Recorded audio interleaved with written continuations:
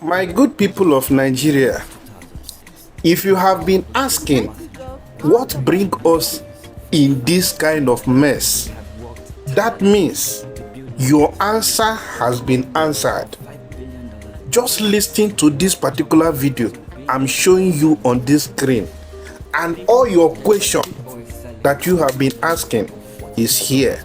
Just listen to it to the end. And do well, tag your friends and share it. The year was 2006. President Olusegun Obasanjo was preparing to leave office for the final time. He had worked tirelessly to build Nigeria's foreign reserves from its lows of $5 billion in 1999 to about $42 billion in 2006. This was despite crude oil selling for an average of $46 per barrel during his administration. But there was something that kept weighing the Nigerian naira down.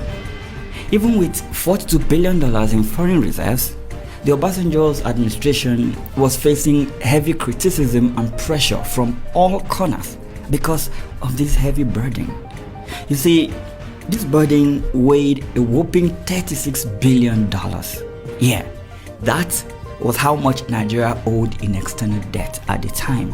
Most of that amount was owed to the Paris Club, a group of major creditor countries that included the United States, United Kingdom, France, and some other Western countries. Then came April 2006, and Obasanjo said, quote, "Nigeria will not owe anybody in the Paris Club one kobo." A few days after this bold declaration, there was this headline from the New York Times saying, quote, "Nigeria pays off its big debt, sign of an economic rebound." Baba had done it. Before this huge announcement was made, the President Olusegun Obasanjo's administration had been engaged in discussions with the Paris Club on this Nigeria's debt burden. Those discussions yielded results when, in 2005, the Paris Club proposed an unprecedented debt buyback at a discount. They agreed to a 60% discount on Nigeria's debt that would cancel all of Nigeria's debt to them if Nigeria could come up with a cash payment of roughly $12 billion. Meaning, the Nigerian government only needed to pay $12 billion of the $30 they owed. Now, with $18 billion being written off then, Obasanjo's administration was able to pay the balance of $12 billion. And from there, Nigeria became debt-free, at least for the time being. This helped stabilize the value of the naira at the time. And with crude oil prices up during this time, the Nigerian economy grew rapidly to the top spot in Africa. A growth that continued during the administration of Yar'Adua through to that of Goodluck Jonathan. Then 2015 happened, and Nigeria's economy became unrecognizable. Now, to show you exactly how bad the situation is, Nigeria is reportedly using almost all of its revenue to service debt. But how did we get here? Come with me and I'll show you. Nigeria's debt profile. 7.6 trillion naira in domestic debt. $7.22 billion. Country's debt service cost in the first quarter of this year was 1.94 trillion naira. The Nigerian government currently owes a total of $91 billion. That is both domestic and foreign debt. Of that amount, $42 billion is said to be foreign. Now, according to Bloomberg, Nigeria spent 80% of its revenue on debt servicing in the first 11 months of 2022. The World Bank placed that figure at around 96% for the entire year of 2022. But you know what's more worrying?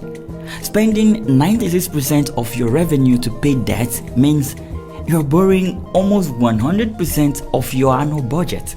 This is scary because records show that it is getting worse and not better. Between 1999 and 2021, local and external federal government borrowings jumped from 3.55 trillion naira to 26.91 trillion naira, an increase of 658%. Between June 2015 to December 2020, Buhari borrowed 7.6 trillion naira. President Muhammadu Buhari increased Nigerians' debt from $7.3 billion in 2015 to $28.57 billion as of December 2020. This caused the country's exchange rate to move from 197 naira to the dollar in 2015 to 381 naira at the end of December 2020. We are talking about one president increasing Nigerians' debt by 173.2% in just 6 years. In comparison, President Goodluck Jonathan's administration met Nigeria's debt profile at 6.17 trillion naira in 2011. According to a report by The Cable, local debt amounted to 5.62 trillion naira, while foreign debt stood at $3.5 billion. The exchange rate at the time was 156.7 naira to $1. In 2014, towards the end of Jonathan's administration, external debt was $6.45 billion. Domestic debt rose to 7.9 trillion naira, while the naira fell slightly to 158.6 naira to $1. After the elections, however, everything changed. By the end of 2015, Nigeria's foreign debt jumped to $7.3 billion, while domestic debt increased by 8.4 trillion naira. The naira crashed to 197 per dollar. Not even a year in office yet, Buhari immediately gave Nigerians a clue of how his government planned to carry its affairs. So far, Buhari is the country's biggest borrower, increasing public debts, that is the federal government component, by more than 173%. Oh, hang on, there is Tinubu now, whose administration has been acting like a bunch of 5-year-old kids with Happy Christmas money in a candy shop. According to the Vanguard, the federal government under Tinubu borrowed 20.1 trillion naira from domestic investors in the first year of President Tinubu's administration alone. But why are they borrowing this much? What are they doing with all of this money? Now, the most apparent reason for Nigeria's rising debt profile is the rising cost of governance. This is simply put any cost associated with the running of government. This includes recurrent and capital expenditure.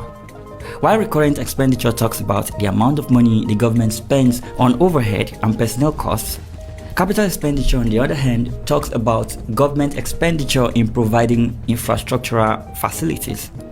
The problem with the Nigerian situation is that the government is borrowing a whole lot of money to spend on overhead and personnel costs.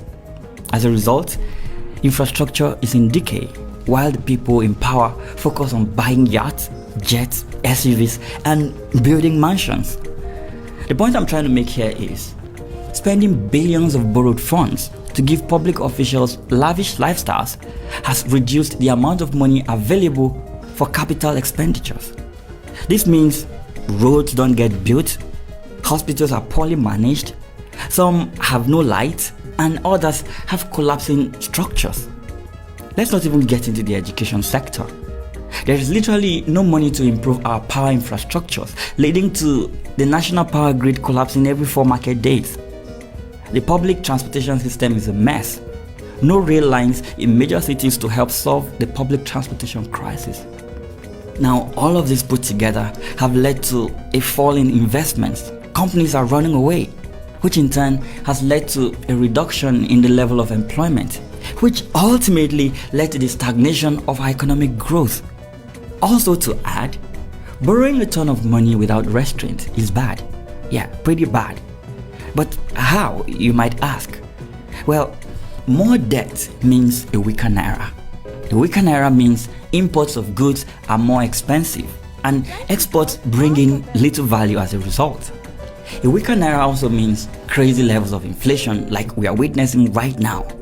Food items are very expensive and people are no longer able to afford household items. There is also the debt servicing we talked about earlier. Nigeria is currently using 96% of its revenue to service debt. Imagine working for 30 days and you are paid 500,000 naira, but then you have to use 480,000 naira from that amount to pay your debt. How do you survive on 20,000 naira for another 30 days? It means you will have to borrow again and again, and so the cycle continues. But is there a fix for this mess we are in? When the current president of Argentina was sworn in back in December 2023, his country's economic situation was worse than Nigeria's. But what did he do? Well, he took measures to reduce government spending. It's not a magic trick.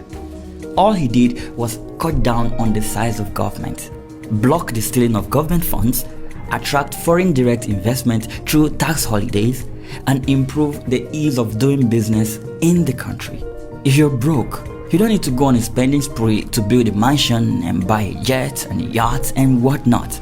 In all honesty, if Nigeria were a company, it would have filed for bankruptcy by now, and maybe all the managers and directors could be behind bars. You see, when the last administration was under a lot of pressure to get money to run its operations, they went to the central bank and turned it into a printing press. With every naira they printed, the naira lost more value. Inflation soared, and your savings became worth less than they used to be.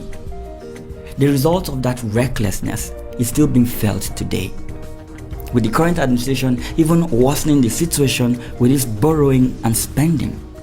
Like I said earlier, the Tinubu administration has been acting like a bunch of 5-year-old kids with happy Christmas money in a candy shop. They know they didn't work to earn this money they are spending, because of course these are loans.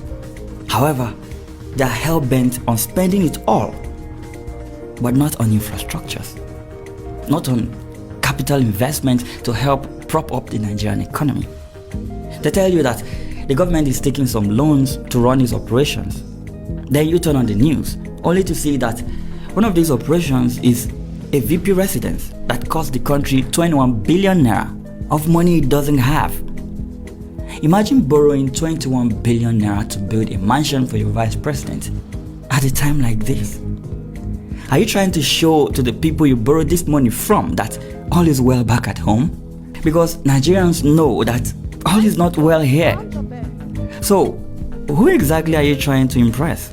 You see, African leaders are the only crop of people that travel to Western countries with about 200 delegates, spend millions of dollars in 5-star hotels to attend meetings with their creditors whom they have gone to beg for money. My question to Nigerian leaders is, are you not ashamed of yourselves? When you jump on private jets to take you around the world, do you by any chance meet politicians from other countries with good economies? If you do, can you tell us what your conversation with them is usually like? Do you even talk to them?